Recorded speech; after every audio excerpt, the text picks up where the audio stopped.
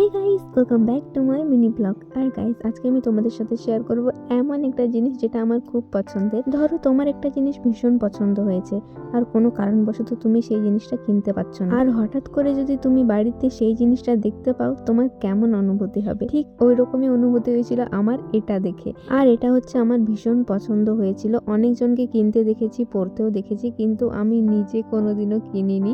কিন্তু হঠাৎ একদিন কলেজ থেকে এসে দেখি বাবা এটা আমার জন্য কিনে এনেছে। আর এটা দেখার পর আমি এত খুশি হয়েছি, কি বলবো, অনেক অনেক। আর এটা আমার পছন্দ হয়েছিল ঠিকই, কিন্তু বাবাকে আমি সেটা বলিনি। আর এটা পেয়ে আমি এত খুশি হয়েছি, পুরো লাফালাফি করে বাবাকে জড়িয়ে ধরেছিলাম। আর বাবা হচ্ছে বেশিরভাগ আমার জন্য সেরকম কিছু কিনে আনে না, যা দরকার হয় আমি নিজের জন্য কিনে নিই।